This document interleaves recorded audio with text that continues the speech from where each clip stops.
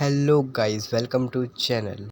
तो आज का हमारी वीडियो टॉपिक है कि इंडिया अपना प्रेसिडेंट कैसे इलेक्ट करता है। अगर आपने चैनल को सब्सक्राइब और वीडियो को लाइक नहीं किया है तो कर दीजिए। तो चलिए बिना किसी देरी के वीडियो को स्टार्ट करते हैं। बात करते हैं प्रेसिडेंट ऑफ इंडिया आखिर इलेक्ट क्यों किए जाते हैं। President of India is elected as per the provision of presidential and vice presidential election act of 1952। बात करते हैं क्वालिफ़िकेशंस की जो प्रेसिडेंट ऑफ इंडिया बनने के लिए चाहिए होती हैं। बात करते हैं पहली क्वालिफ़िकेशन की। तो पहली क्वालिफ़िकेशन ये है कि दैट ही और she must be a citizen of India, यानी उनको एक भारतीय नागरिक होना ज़रूरी है। नाउ बात करते हैं सेकंड क्वालिफ़िकेशन की। सेकंड क्वालिफ़िकेशन ये है कि उनकी एज 35 या उससे ज़्यादा होनी चाहिए। नाउ थर्ड क्वालिफ़िकेशन देखते हैं। थर्ड क्वालिफ़िकेशन ये है कि दैट ही और she should not hold any office of profit under government of India.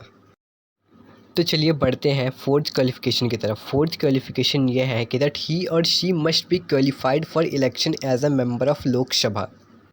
Fifth और लास्ट क्वालिफ़िकेशन ये है कि दैट उनको रजिस्टर्ड इलेक्टोरल होना ज़रूरी है इंडिया का।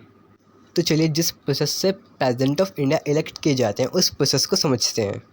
As per the article 55 of constitution, president of India जो होते हैं उनको इलेक्ट किया जाता है मेंबर्स ऑफ इलेक्टोरल कॉलेज द्वारा।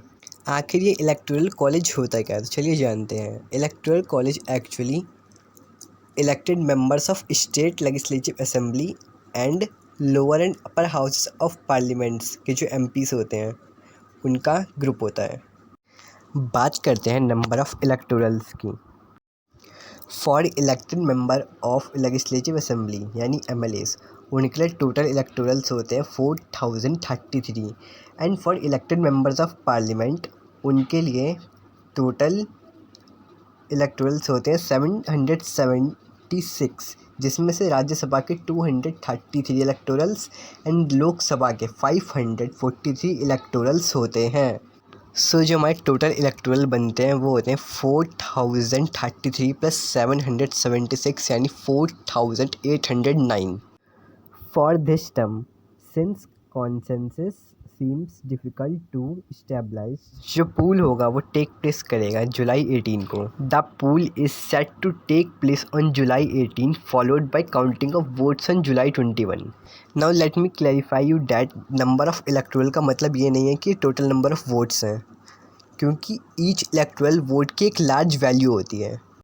नाउ हम सबके दिमाग में क्वेश्चन आ रहा होगा कि आखिर ये वैल्यू कैलकुलेट कैसे होती है, तो चलिए जानते हैं।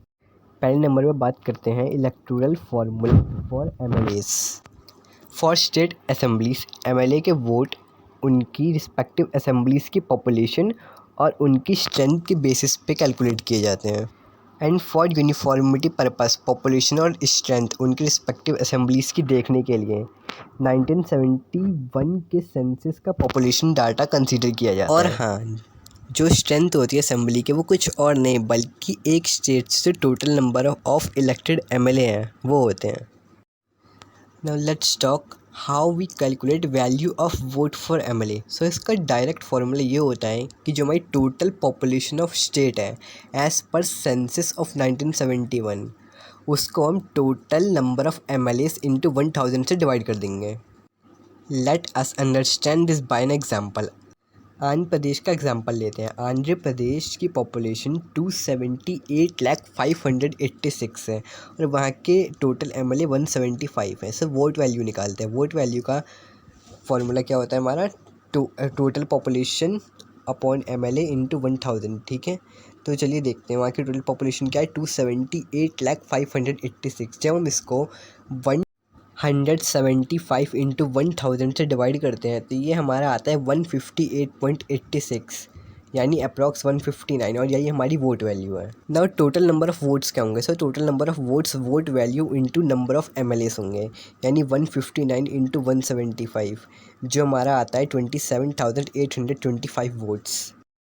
आफ्टर कैलकुलेटिंग इन एबव मैनर, अगर हम सभी स्टेट असेंबलीज़ के टोटल वोट्स निकालें तो वो आते हैं 5,43,200। नाउ बात करते हैं electoral formula for member of parliaments की। जो फार्मूला हमें इलेक्शन कमीशन ने दिया है वो ये है कि total number of votes for states को जब हम टोटल एमपी से डिवाइड करेंगे तो value of votes of MPs आ जाएगी। Value of each vote of MPs, चलिए ये निकालते हैं।